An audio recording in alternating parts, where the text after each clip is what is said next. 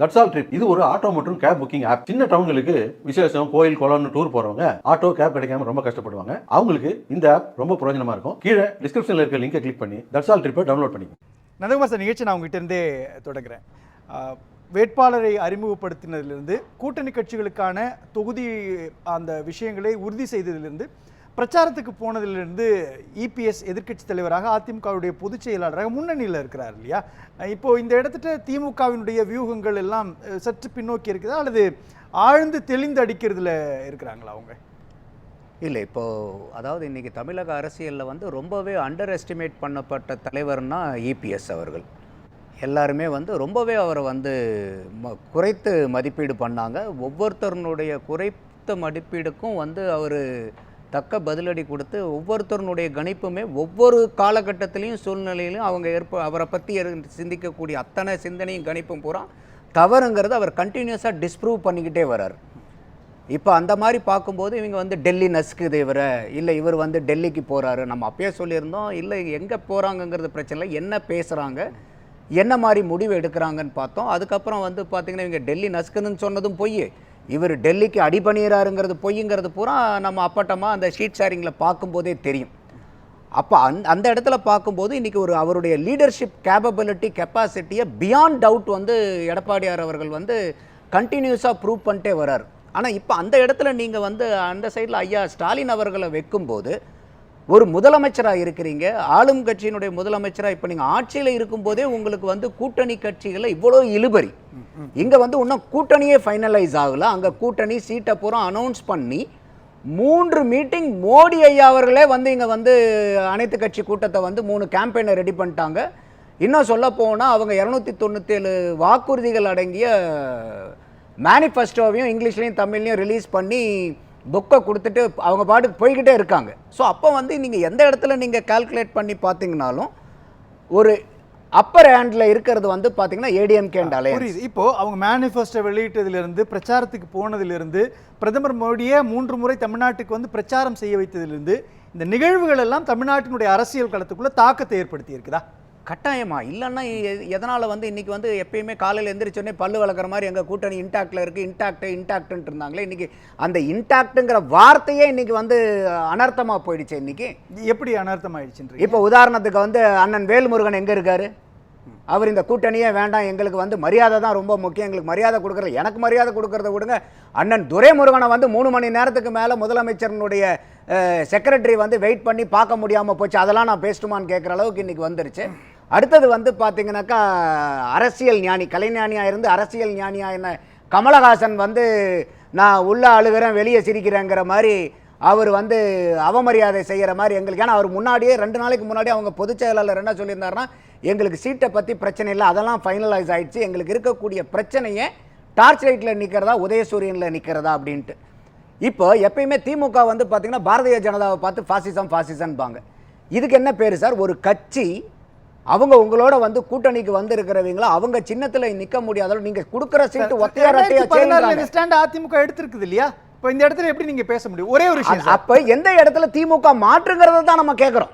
திமுக நாங்க வந்து இல்ல அவங்களாம் ஃபாசிசம், நாங்களாம் ஃபாசிசம் இல்லையான்றாங்களே, அது எந்த இடத்துல இருக்குதுன்ற. இப்போ அதை விடுங்க, கம்யூனிஸ்டுகளை எடுத்துங்க. நீங்க கம்யூனிஸ்ட்ல இன்னைக்கு வந்து கூட்டணி கட்சியில் 2021 இன்னைக்கு திமுக கூட்டணியோட இருக்கிற கூட்டணி கட்சியில் 1% மேல வாங்கின கட்சி எத்தனை கட்சி சார்? எனக்கு புரியுது சார். ஆனா நீங்க சொல்ற மாதிரி வேல்முருகன் வெளியில போயிருக்கலாம்,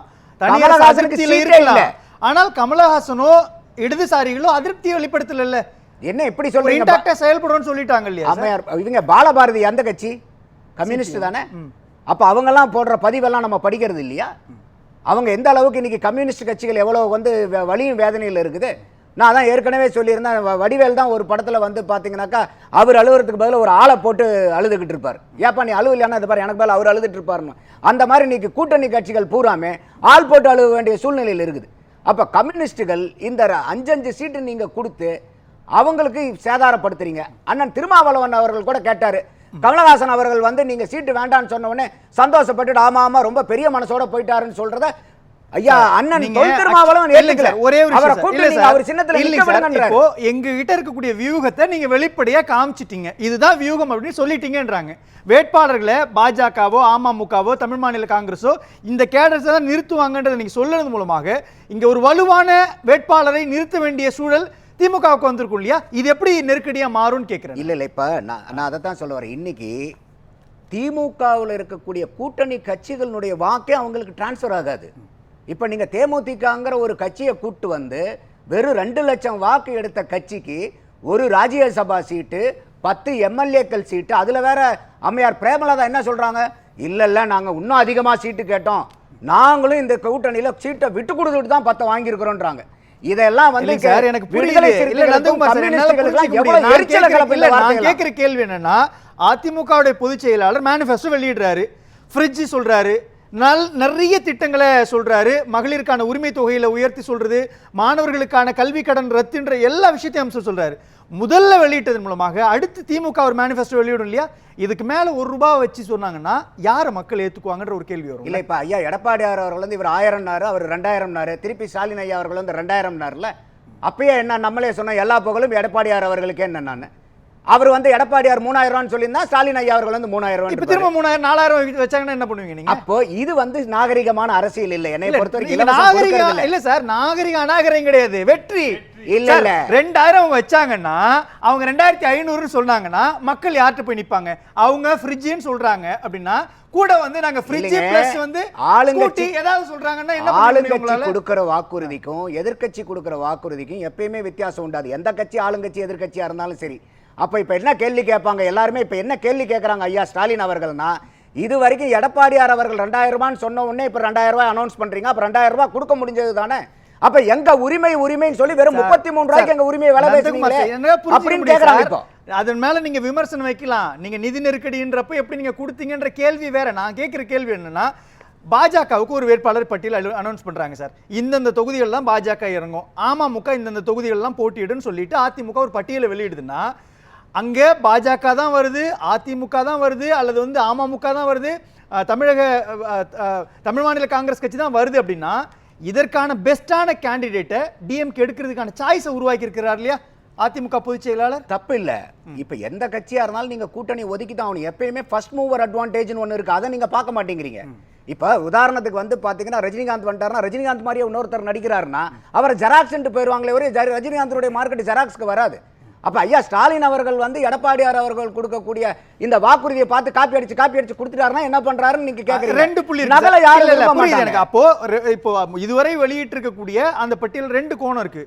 காங்கிரஸ் கட்சிக்கு குறைவான எண்ணிக்கையிலான சீட்டை திமுக கொடுத்திருக்குது, அப்ப பாருங்க தமிழ்நாட்டினுடைய கைக்குள்ள தான் தேசிய கட்சி இருக்கணும்னு சொல்றாங்க அப்படின்னா, அதே சமயத்துல அதிமுகவுடைய பொதுச் செயலாளர் எடப்பாடி பழனிசாமி 27 இடங்களுக்குள்ள பாஜகவை சுருக்கிட்டார் அப்படி. ஆனா இன்னைக்கு கால்குலேஷன் பண்ணி பாத்தீங்கன்னா 35க்கு மேல வருது. அப்போ ஆமாங்க சார், தமிழ் மாநில காங்கிரஸ் 5 இடம் கொடுத்திருக்காங்களா, அவங்க ரெட்டலையில தான் நிக்கறாங்க. இல்ல நீங்க இருக்கிற சீட்டு பூரா அவங்களே சின்னத்துல நிக்கறாங்க. இல்ல எனக்கு புரியுது சார், இப்ப அந்த இடத்துல ஹோல்ட் அவர் வச்சிருக்காரான்னு நான் கேக்குறேன். ஏன் 169 சீட்ல நிக்கறாங்களே, இதுக்கு மேல என்ன ஹோல்ட் வேணும்? ஆனா அவங்க 170 பிளஸ்ல நிக்கறாங்களே. இதுக்கு நீங்க உதாரணம் 2001, 2011, 2014, 2016 இந்த 4 தேர்தல்லையுமே கூட்டணி கட்சிகள் அதிகமாக வச்சிருந்தது திமுக. அப்ப அந்த தேர்தலில் பூரா ஏன் அந்த 4 தேர்தலையுமே தோத்து போனாங்க? அப்போ இன்னைக்கு வந்து இவங்களால கூட்டணியவே இப்ப சமாளிக்க முடியல. நான் அதனால தான் முதல்ல சொல்லியிருந்தேன், இப்போ பல இடத்துல சொல்லியிருக்கேன், இவங்க லோடு தாங்குதோ இல்லையா வரவங்களை பூரா வாங்கன்னு வண்டியில ஏற்றி இன்னைக்கு அச்சாணி முறிஞ்சு போச்சு. அந்த அச்சாணி முறிஞ்சனால தான் இன்னைக்கு கமலஹாசன் விரக்தியில வெளியே போறாரு, கம்யூனிஸ்டுகள் விரக்தியில் இருக்காங்க, திமுக விரக்தியில் இருக்காங்க, அண்ணன் வேல்முருகன் கூட்டணி விட்டு வெளியே போயிட்டாங்க. அப்போ என்ன சொல்ல வரேன்னா, இந்த கூட்டணி கட்சிகளுடைய வாக்கு பிரதானமான வாக்கு திமுகக்கு கட்சிகளுக்கு, அந்த தேமுதிகலாம் ஓட்டு டிரான்ஸ்பர் ஆகாது. அப்போ இங்க யாரை நிறுத்தினாலும் அந்த கூட்டணி கட்சிக்காரங்க, திமுக கூட்டணி கட்சிக்காரங்களே அந்த கூட்டணி கட்சிக்காரங்களை தோக்கடிப்பாங்க. எனக்கு புரியுது 100%. நான் கேட்கிறது என்னன்னா, நேற்றைக்கு பாஜக தமிழ் மாநில காங்கிரஸ் உடைய பட்டியல் வெளியிடுறாரு, அந்த பட்டியலே பலகீனமா இருக்கு. 14 அமைச்சர்களுக்கு எதிராக கூட்டணி கட்சிகளுக்குடைய இடத்தை கொடுத்துட்டார் அப்படின்னா ஒட்டஞ்சத்திரத்திலலாம் ஜெயிக்கவே முடியாது அப்படின்ற இடத்துல ஒட்டஞ்சத்திரத்தை தூக்கி தமிழ் மாநில காங்கிரஸ் கட்சி எப்படி சார் முடியும்? இப்போ முன்னாடி வேட்பாளர் அறிவிச்சது பிரச்சனை கிடையாது, ஆனா ஸ்ட்ராங் ஹோல்டு கொடுத்திருக்கிறாரா அப்படின்றப்போ அங்க யோசிக்க வேண்டியது இருக்கு இல்லையா? அப்போ நீங்க எப்படி பார்க்க கூடாது, எடப்பாடியார் அவர்கள் வந்து பெரிய அளவுக்கு வின்னபிலிட்டி இருக்கிற சீட்டை பூரா அவங்க வச்சிருக்காங்க, அது ஒரு ராஜதந்திரமா நீங்க ஏன் பார்க்க கூடாது? அப்ப வந்து இன்னைக்கு ஆட்சி அமைக்கணும், பெருவாரியான ஆட்சி சீட்டை ஜெயிச்சு ஆட்சி அமைக்கணும்னா அவங்க வின்னபிலிட்டி இருக்கிற சீட்டை பூராமே அவங்க இன்னைக்கு வச்சிருக்காங்கன்னு பார்க்கணும். வின்னபிலிட்டின்றது நீங்க பெரும்பான்மை பலத்தை வச்சு சொல்றீங்களா அல்லது 234 வச்சு சொல்றீங்களா? 234ல 35 இடங்கள் வீக்குன்னு நீங்க அவங்க கன்சிடர் பண்ணாங்கன்னா 35 சேர்த்து தானே தமிழ்நாட்டினுடைய முதலமைச்சராக யார் வரப்போறாங்கன்றதை சொல்ல வேண்டி இருக்குது. இல்ல இங்க 59 வீக்கு அப்படியா திமுக கூட்டணியில். நான் அதனால தான் சொன்னேன், இந்த திமுக கூட்டணியில் இருக்கக்கூடிய கட்சிகள் ஜெயிக்காத அளவுக்கு ஒரு கதை சொல்லுவாங்க இல்லையா, ஒரு தவளை ஏறி இன்னொருத்தர் அந்த நண்டு கதை, அது மாதிரி ஒரு நண்டு ஏற ஏற இன்னொரு நண்டு பிடிச்சி இழுக்கும் பாருங்க. இன்னைக்கு அந்த கதை தான் இன்னைக்கு திமுக கூட்டணியில் இருக்குது. காங்கிரஸ் வந்து 3 மாசம் விரல கண்ணை விட்டு நோண்டி 28 சீட்டு வாங்குச்சு, 18 சீட்டில் நாங்கள் சுருக்குறோம் பாருங்கன்னு சொல்லிக்கிட்டு இருந்தாங்க. அப்போ 10 சீட்டு விரல விட்டு வாங்குச்சு. அதனால தான் ஐயா ஸ்டாலின் சொன்னார் பாருங்க, முடிச்சிட்டேன் அப்படின்னாரு. கூட்டணியை முடிக்கல, காங்கிரஸை முடிக்க போறோம் அப்படிங்கிறாரு. அதே மாதிரி இன்னைக்கு மனசாட்சி இருக்கிறவங்க அந்த கட்சிக்காரங்க சொல்லட்டும், கம்யூனிஸ்டுகளோ விடுதலை சிறுத்தைகளோ மக்கள் நீதி மையத்தில் இருக்கிறவங்களோ யாராவது இன்னைக்கு தேமுதிக கூட்டணி கட்சிகளை இருக்கிறவங்களுக்கு வாக்களிப்பாங்களா? அந்த வாக்கெல்லாம் டிரான்ஸ்ஃபர் ஆகும். சரி, அப்ப நான் இப்படி புரிஞ்சுக்குவா, நீங்க வந்து தமிழ் மாநில காங்கிரஸுக்கோ அல்லது அமமுகவுக்கோ 11 இடம் கொடுக்கறதும் 5 இடம் கொடுக்கறதும் அல்லது 27 28 இடம் கொடுக்கறதுன்றது அதற்கு ஈக்குவலான பலகீனமும் தேமுதிகவில் இருக்குது, அதே மாதிரி இடதுசாரிகள்ட்ட இருக்குது, விசிகாட்ட இருக்குது, அந்த கால்குலேஷனுக்குள்ள நீங்க சொல்றீங்க. ஆமாங்க, எல்லாமே வந்து பாத்தீங்கன்னாக்கா இப்ப இன்னைக்கு இந்த கூட்டணி சீட்டெல்லாம் கொடுக்குறாங்க. அதுவும் இல்லாம நீங்க கேட்குற மாதிரி முதல்லயே மற்ற கட்சி கொடுக்குறாங்கன்னா அவங்க உட்கார்ந்து எவ்வளவு கால்குலேஷன்ஸ் போட்டிருப்பாங்க, சும்மா வந்து டிக் அடிச்சு கொடுக்கறதா? அப்படி இல்லை. அப்ப அவங்க கேட்கக்கூடிய சீட்டையும் கொடுத்தாகணும். இப்ப இதுல வந்து எடப்பாடியார் அவர்கள் வந்து நம்ம இப்போ ஆர்குமெண்ட் சேர்க்காக அவருடைய விண்ணப்ப சீட்டை பூரா ஹோல்ட் பண்றாரு. ஆனா இதுல இன்னைக்கு வரைக்கும் எந்த கூட்டணி கட்சியாவது இல்ல நாங்க இந்த சீட்டை கேட்கல, இதுக்கு பதில் இதை கொடுத்துட்டாங்கன்னு எங்கேயாவது முக்கல் முனகள் இருக்கா? அந்த அதிமுக கூட்டணியில எல்லாருமே சந்தோஷமா அதை வாங்குறாங்க. அப்போ இந்த தொகுதிகளை பூரா கூட்டணி கட்சிக்காரங்களுக்கு வந்து கேட்டது, அந்த கேட்ட தொகுதி அவர் பெருந்தன்மையா கொடுக்குறாரு. அதுக்கு மேல இப்ப எடப்பாடியார் அவர்கள் மீதி இருக்கிற சீட்ல அவங்க நிக்கிறாங்க. இனிமேல் அவங்க அந்த களத்தை தயார் பண்ணுவாங்க.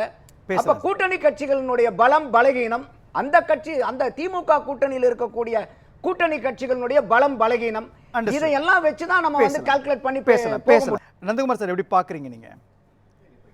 போதும் அவங்க இவ்வளவு நாளா சொல்லிக்கிட்டு இருந்ததே திமுகவினுடைய பலமே கூட்டணி தான் அப்படின்னு சொன்னது. ஆனா நம்ம இப்போ அது எப்படி மாறிடுச்சுன்னா, அவங்களுக்கு எது பலன்னு சொல்லிக்கிட்டு இருந்தாங்களோ அதே வந்து பெரிய பலகீனமா இன்னைக்கு மாறிடுச்சு. பலமே பலகீனம் ஆயிடுச்சு. அதுதான் இந்த இடத்துல வந்து ரொம்ப இதாக இருக்குது. அந்த இடத்துல வந்து பார்த்தீங்கன்னா உங்களுக்கு வந்து இப்போ ஆன்டி இன்கம்பன்சி வந்து மக்கள் மத்தியில் தான் இருக்குன்னு பார்த்தீங்கன்னாக்கா, இங்கே ஆன்டகனிசம் வந்து பார்த்தீங்கன்னா கூட்டணி பார்ட்டிக்குள்ளே அதிகமான ஆன்டகனிசம் இருக்குது. ஒரு சினர்ஜிஸ்டிக் இப்போ ஐயா அரித்தமெட்டிக்னு சொன்னார். எலெக்ஷனை பாலிடிக்ஸை பொறுத்த வரைக்கும் 2+2 4 மேலே இருக்கணும் அவசியம் இல்லை. சில நேரத்தில் 2+2 ஒன்றா கூட மாறலாம். அப்போ இந்த தேமுதிகவை கூட்டிகிட்டு வந்து தேவையில்லாத அவங்களுக்கு சொல்கிறது வந்து அவங்களுக்கு இது ஐயா வந்து சொன்னார், அவங்களுக்கு வந்து 50,000 பூத் ஏஜென்ட்டுங்களாம் இருக்காங்க. 50,000 பூத் ஏஜென்ட் இருக்கிறவங்களுக்கு நான் 60 தொகுதியில் நின்று 2 லட்சம் வாக்குனா எப்படி சார்? நன்றி சார். எப்படி வந்து நம்ம இதை எடுத்துக்கிறோம்? போன எலெக்ஷன்ல அவங்க 60 தொகுதியில் நின்று 4 தொகுதியில் தான் அதாவது வின்னிங் மார்ஜின் வந்து டிஎம்டிகேவை விட கம்மியாக வாங்கினது. அம்மையார் பிரேமலதா அவங்க இருந்த இடத்துல ஒரு 800 சில்லற, அடுத்தது வந்து மயிலம், அப்புறம் இன்னும் ஒரு 2 தொகுதி, 4 தொகுதி தான் அந்த 60 தொகுதியில். அவங்க மொத்தம் 60 தொகுதியில் எடுத்துக்கிட்டீங்கன்னாக்கா ரெண்டாவதா ஒரு தொகுதிகள கூட வரல, மூணாவதா வந்தது எத்தனை? அந்த 60ல 2 தொகுதி மூணாவதா வந்தது. அப்ப இந்த மாதிரி வந்து ஒரு பலமாய்ந்த தேமுதிகவை கூட்டிட்டு வந்து ராஜ்யசபா நீங்க 10 சீட் எல்லாம் கொடுத்தது பொதுமக்களை விடுங்க, உள்ளார இருக்கக்கூடிய கட்சிக்காரங்க பூரா அந்த அளவுக்கு ஆன்டகனிஸ்டா இருக்காங்க.